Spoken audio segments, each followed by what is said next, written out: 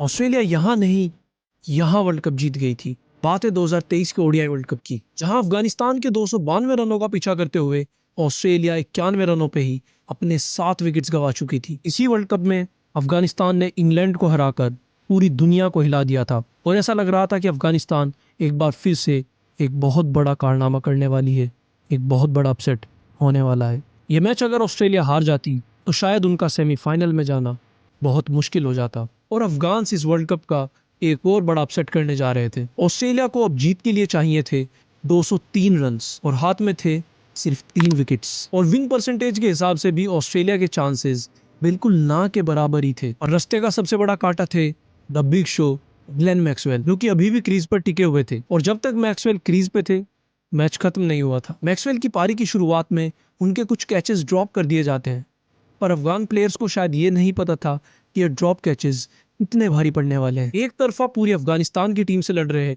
Glenn Maxwell के catch जब छूटे तो ऐसा लग रहा था कि शायद भाग्य भी बहादुर का साथ दे रहा है। वैसे तो क्रिकेट में एक प्लेयर खेल नहीं जिता सकता और ये एक टीम स्पोर्ट है, पर मैक्सवेल ने कहा कि challenge accepted, I do it my self, और निकाल कर ले आए हार के मुंह से मैच। एक छोर पे मैक्सवेल ठोके छक्के बजा रहे थे तो दूसरे छोर पे कैप्टन पैट कमिंस अपना कीमती विकेट बचा के रखे थे। पर ऑस्ट्रेलिया का जीतना यहाँ से अभी भी बहुत मुश्किल था, पर मैच तब तक खत्म नहीं हुआ था जब तक मैक्सवेल क्रीज पर खड़े थे। फिर मैक्सवेल को भागने में अचानक दिक्कत होने लगी और वो बहुत दर्द में नजर आ रहे थे और एक वक्त आया जब वो बिल्कुल भाग ही नहीं पा रहे थे। ड्रेसिंग रूम से फिजियो आए और मैक्सवेल की चोट की जांच करने लगे। ऐसा लग रहा था कि मैक्सवेल को गंभीर चोट लगी है और वो दर्द के मारे तड़प रहे थे। पर मैक्सवेल के लिए कहानी अभी खत्म नहीं हुई थी। वो एक बार फिर से उठते हैं और लग जाते हैं अपने काम पे। मैच अब अफगानिस्तान वर्सेस ऑस्ट्रेलिया से अफगानिस्तान वर्सेस ग्लेन मैक्सवेल बन चुका था। पूरी अफगानिस्तान की टीम यही सोच रही थी कि ये जो बंदा हिल भी नहीं पा रहा है,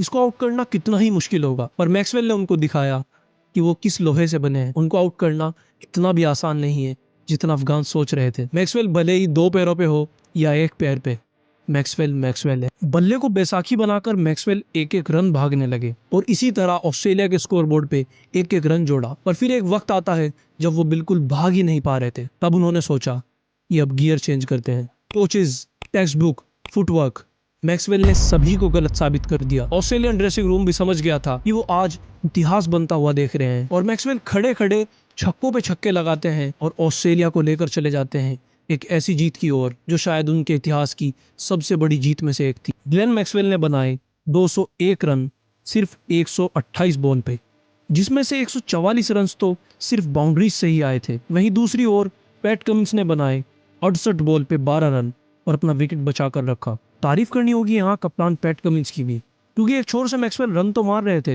लेकिन दूसरे छोर से विकेट का ना गिरना भी उतना ही जरूरी था जितने मैक्सवेल के वो छक्के।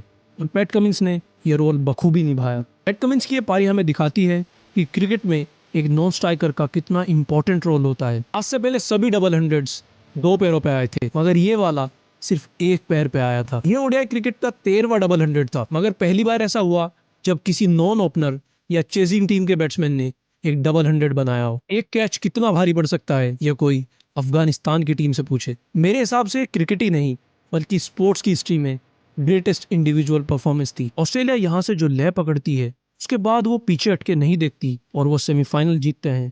उसके बाद में वर्ल्ड कप फाइनल भी अपने नाम करते हैं और पूरा मोमेंटम बदलने का श्रेय जाता है ग्लेन मैक्सवेल को।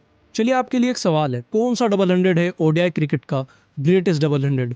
ग्लेन मैक्सवेल का ये डबल हंड्रेड या रोहित शर्मा के 264?